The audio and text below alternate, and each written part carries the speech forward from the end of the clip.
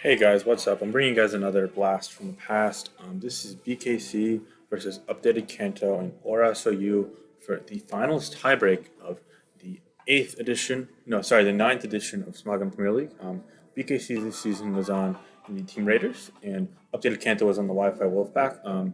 So they knotted up the final series at six apiece. Both these teams were really good during the regular season. The Raiders were notoriously very top heavy. They had BKC, they had TDK, they had Roscoe, they had a whole slew of really high top tier players, a lot of them even in their primes. And then they had a weak bottom half. Their RBY was kind of weak. They had a mix of players filling out some new generation tiers like RU that just didn't live up to expectations.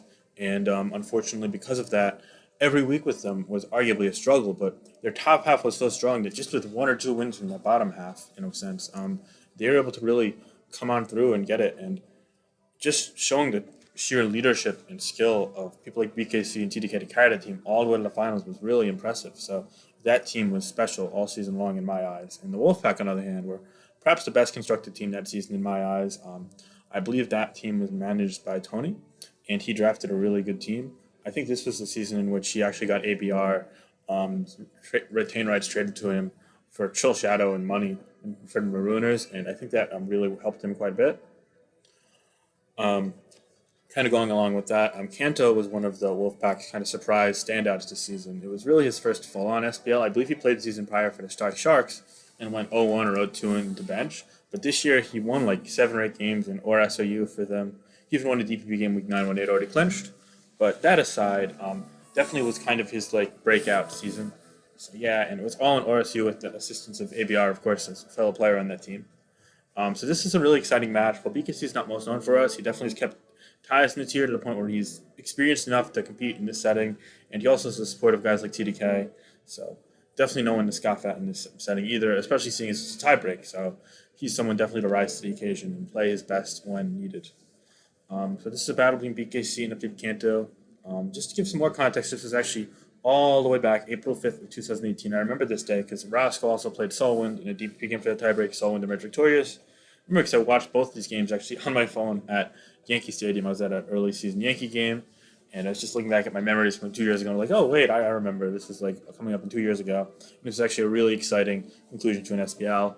These two games. So Roscoe lost the first tiebreak game to Solomon. This I believe was the second, or maybe it was vice versa, chronologically speaking. I'm not quite sure. I think Roscoe played first though. But either way, BKC needs to win this game for his team to have a chance to win the tournament in the grand scheme of things. So yeah, and if Kanto wins, then the Wolfpack could very well just win the tournament outright, as we see, because it's a best of three tiebreak. So yeah, let's get into the game, at least the team preview. Both teams look to be fairly balanced. Kanto has Mega Metagross, whereas BKC is Mega Alakazam. Both of those have the potential to make progress depending on the sets and the opposing counterplay to it. Personally, I see BKC's Alakazam as being a bit better than Kanto's Mega Metagross, if only because if it lands a single focus less than Tyranitar, it really can go by unchecked unless it's a Thunder Wave, Clefable, then especially defensive, and it's not a Combine Alakazam from BKC, and that's a lot of conditions.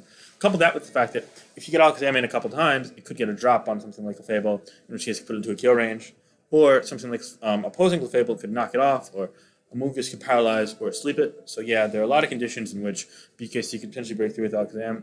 As for Kanto, if it's Metagross's Thunder Punch, it actually is threatening, similarly to Alakazam. However, if rocks aren't up, that is never going to kill the Skarmory. Even with rocks, it's probably roll, depending on things. There's also Scarf Tyranitar, which can punch it or pursue it if it switches out.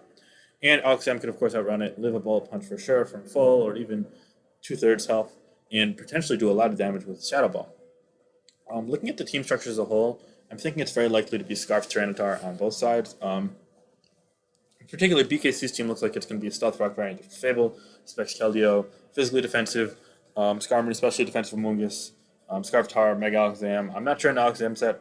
Personally, I wouldn't bet on it having Hidden Power Ice just because it doesn't seem to make much sense with the combination of Skarmory, potentially Ice Move on Scarf Tyranitar, Keldeo, and what could very well be a physically defensive Fable. It could be special defensive. I'm not quite sure what SR ran at this point in time. I know they tend to run more special defense nowadays.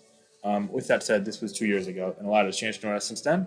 But going back to the teams, Kanto's team on the other side, it could be Stealth Rock Fable. However, it could also be Stealth Rock on the Ferrothorn or the Landorus, potentially. Landorus also could be a choice Scarf user, which would mean that his Tyranitar, while being choice, like I said before, might actually be choice banded, or even something in between. who knows, Chapelberry is a very viable item as well. There's also Jellicent, which is predominantly there for Keldeo, however, it's also become a nice utility check in this generation in general. And he did bring it into the Keldeo, so that's good. Clefable could be Command, could be Rocks. Ferrothorn is definitely going to have spikes, but the other moves are a bit up in the air. Landorus, as I mentioned, and also Mega Metagross. So going into the game, I think this matchup is definitely winnable for both sides, but it looks like it's going to be a drawn-out game. So we're going to put the game on fast, but we're going to make sure not to skip out on any details, any turns. So let's get on into this. We're going to see the... I'm going to leave it on normal, actually. I take that back. So we're going to see both Steel types lead, and obviously this Skarmory forces out the Metagross. So we're going to see it lay up some spikes, and Ferrothorn get Stealth Rock up, and then Clefable's going to come to check it. Fearing Flamethrower, he's going to switch that out, and Rocks are going to be laid up there for the Clefable, and they're going to trade Thunder Waves after that. So Rocks and spikes are up on both sides now. Now the Skarmory is going to come in for BKC, interestingly enough. He's going to reveal that he's an Iron Head variant, which he's going to do quite well against Clefable, except for the fact that Clefable is able to hit through it and Flamethrower. So we're going to probably see some Roost Gnat, a Fish for Paralysis. A burn would be devastating for BKC, but thankfully that's not going to occur. And now Skarmory is going to retreat, seeing as they're both Thunder Wave plus Flamethrower variant. Now Ferrothorn is going to come in here for Kanto, but you notice it takes a lot of damage from all those spikes. So seeing as the BKC variant is Flamethrower, it's also going to force out. So that Ferrothorn is actually kept on the low now. Clefable is going to be taking a couple Flamethrowers. It's going to reveal itself to be Moonblast. So it's Thunder Wave, Moonblast, Flamethrower, and Softball, presumably, which is quite a nice set in this matchup. However, it being paralyzed actually is annoying for Amoonguss, as now it cannot sleep it, but it can force damage with potential Clear Smog or Sludge Bomb, depending on which it has. Sludge Bomb is a lot less common, but will do a lot more damage. Unfortunately for BKC, he's Giga Drains there, so it doesn't look like as if he has it. Yeah, now he says just Clear Smog. It only does 29%, so he's going to let it take the Thunder Wave, which honestly, in my eyes, is completely fine. You're kind of feeling things out still at this point in the game. You don't really want to switch around too much either. So we're going to see Flamethrower trading for Clear Smog there. Yup. Next Fable is going to be just a bit above half health at this point. And now we're going to see a Soft Foil, particularly so, on another Clear Smog, just to force some damage. This time around, just maxing out at seemingly 30%, so net 24% with leftovers. It's fine. You can see a full process there on another Clear Smog, 27% that time, leaving Fable just a bit above half health after leftovers. So we're going to kind of see this sequence go on for a little bit, I believe. But ultimately, they're just trying to find turns where they could maybe eke out some progress here or there. Of course, getting some lucky process could go a long way. BKC is going to overpredict there and Spore a little bit. I've moved the replay to going on fast mode. They're both going to paralyze. And yeah, now we're kind of in a bit of a standstill. Flamethrower only does so much, and it has no chance of burning due to the paralysis on this. So the Amoonguss is just slowly healing up. A Moonblast there did even less, obviously 11%, as the Clefable's now down under half health, so it's going to have to heal up. Another Soft Foil down the drain, as you see there. It's now used 4 of them. Sorry, it cuts off the screen. But yeah, and now we're just seeing it fire up Moonblast, and it gets the special attack drop, which is good. However, Clear Smog's in a critical hit in the same turn, so that leaves Kanto in some danger, as the opposing Clefable is now going to come on in here, not taking any answer hazards, and now just kind of going back to the Amoonguss to just restart the sequence, I guess, just wasting some PP, as the Moonblast just does so little there. Now the Amoonguss at 65. Flamethrower actually would have done a decent chunk there, considering his health, but going to be fully paralyzed as Clear Smog comes in there, and then again fully paralyzed as another Clear Smog comes in there, leaving the Clefable just below half health, hopefully for it to soft-boil up here, as it indeed does that. Another Clear Smog here, yup, doing 30. So yeah, we're just kind of slowly crawling through this PP here, as the Moonblast comes out here on a Giga Drain for 21% that heals it up another 10%. After leftovers, the Amoonguss is all the way back up close to 90%. And another Soft Foil, followed by Giga Drain, leaves both of them near full. So we're just going to see the sequence go on for a little bit more, as we said. It's just kind of looping around. And I mean, this is kind of the bulk of the stallish nature of this game. It's 2 balanced teams again, so I'm not trying to label this as a stall game, but just kind of reaching out there. We're going to see Clefable come back in this time around. BKC just really wanted his Amoonguss to be near full again when it came in, minus hazards, of course, so he's able to get that. But now we're seeing Moonblast drop from one Clefable onto the other. And that's going to allow for Tar to come in, taking hazards and coming in on a Thunder Wave. So it was a clutch play there from BKC. Skarmory is going to come in to try and check it on a full paralysis, which is really fortunate. Iron Head's also going to do 40% and flinched this, so all of a sudden, Kanto was not able to make anything of his Tyranitar, unfortunately. And the Skarmory's weakened as well. So we're going to see a Roost here on a Leech Seed that's going to miss. So yeah, BKC is definitely a bit more fortunate. Not only did he get fortunate in the sequence earlier, but also got fortunate in that sequence there. However, Kanto still has a shot, that's for sure. We're going to see some whirlwinds with spikes up, though.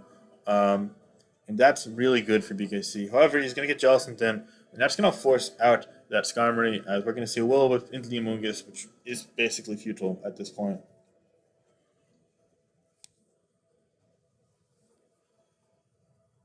Now we're going to see Keldeo come in. However, it came in on Clefable, and now Jellicent comes in, predicting Keldeo to stay in or something. And we're going to see Protect here in the Spore, and all of a sudden the Jellicent's actually quite weakened. Clefable's going to come in now on the Spore, though. He's not going to be able to do much, unfortunately. It's just Moonblast from a Clear Smog. So here we are again. As you see, we're just kind of slowly whittling through PP. There are 9 Softball, 13 Moonblast, 21 Flamethrower, and 32 Wave left. Whereas this has only got 10 Clear Smog left and 12 Giga Drain. And now we're going to see Clefable come on in, knowing that it's not a sequence he can permanently engage in. And now we've got Clefable Wars. But there's going to be full paralysis there. But thankfully, BKC is faster, so he's going to get the Softballed off after all.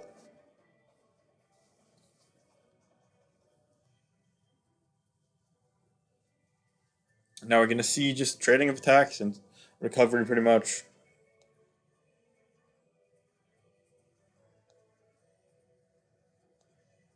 And yeah, we're just in a sequence until suddenly Jellicent comes in, predicting a non-Moonblast. Oh yeah, it's not. It's a Flamethrower. Sorry, I forget. So yeah, that's going to allow it to heal up, and that's going to bring in BKC's Tyranitar. So now we're seeing some differences in the gameplay. However, while this does let Sandstorm invalidate the leftovers for a couple turns, it also is a Protect Jellicent, so it's going to be obligated to Crunch and just switch out from there. So you can't really trap a Protect Jellicent with a Crunch Pursuit Tyranitar choice.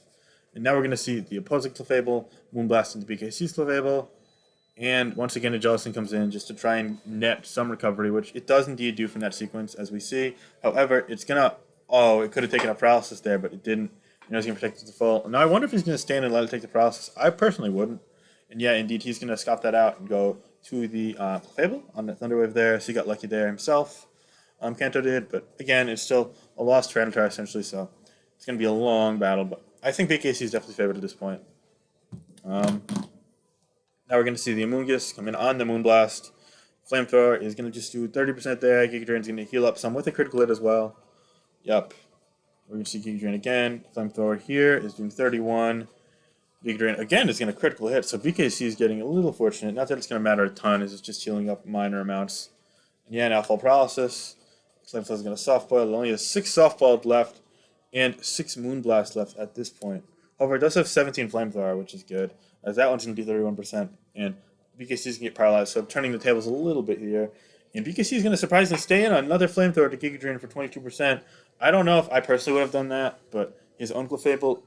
Actually, yeah, there's a lot of PP, but it can't really do it now. Now we're going to see Metagross come in on the Clefable, so Kanto making moves here. You know, Skarmory comes in here on a Meteor Mash. However, is it going to be Thunder Punch, or is he going to get an Attack Raise? No Attack Raise, but he's going to go Keldeo, perhaps his fodder, just to predict the Thunder Punch, and he does indeed see Thunder Punch. So now we're going to see the Tar here, and if this is Bullet Punch, he could potentially take it out in the spot. And Kanto's not going to be Bullet Punch, and he's going to predict the pursuit, so he's going to stand and get crunched by BKC, so BKC is going to take that out. Now it's a 5-5 game. However, Kanto's Tyranitar is still essentially dead, and BKC's Tyranitar is only at 43%, and it can't really trap anything unless the Jellicent gets paralyzed and fully paralyzed. So now we're just seeing the Fable kind of trade some PP at this point. And Jellicent's going to finally come in on a Thunder Wave here. Okay, so now it's paralyzed, so it's something. Then on top of that, it's going to get fully paralyzed. So now Clefable's going to come in as the Amoonguss gets fully paralyzed. And here we go. We're approaching the stretch of this game now. As we see, another Flamethrower there, and it's going to critical hit against the Amoonguss as the Clear Smog critical hits in return. However, Kanto's going to immediately recover it up. And now he's going to encounter the opposing Clefable, which is a ton of PP, but it only has Flamethrower to attack and has 31 Stealth Rock. So you just sit there and up all day if it really wants to. Jellicent's going to come in, seeing this as an opportunity to recover. Amoonguss is going to come on in on that Jellicent, however, and it's going to get fully paralyzed again. So he's going to have to risk it. He's going to recover on the Giga Drain, which is 40. And now he's going to just be content with the situation, knowing you can come back and Clefable later on. However, the Clefable also is, again, it's low on softball. It's got 4 left. However, there are only 9 attacks left for this Amoonguss. So it should be enough, as the Amoonguss continues to duke it out with the Clefable until finally BKC gets a bit lower and pivots to his own Clefable. As Jellicent comes in here this time, And a full paralysis. It's good. It's going to have to recover here, though. Tyranitar is definitely going to come in out of so low. And it indeed recovers, but it's going to have to get a protect here off on the pursuit. Ooh, so BKC predicted him to be scared of that, and Kanto got it right by going for the safe protect. However, there's a full paralysis, so another full paralysis could give the Jellicent to BKC to get to. Oh. I don't know why I went for protect there, though. You should have went for recover. That was better. Yeah, recover was better.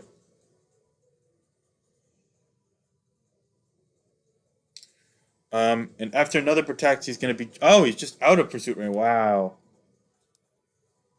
See, Kanto had some opportunities, but perhaps got a bit unfortunate, coupled with just untimely play, and lost that Jellicent. So now it's a 5-4 game, and the Tyranitar looking low too. So BKC's favored here heavily. I don't know if BKC could really lose this game at this point. I don't know what's killing the Skarmory with 7 Flamethrower left. I don't think he's risking that. So yeah, he's going to go for the Explosion there, however, and he's going to kill the Clefable.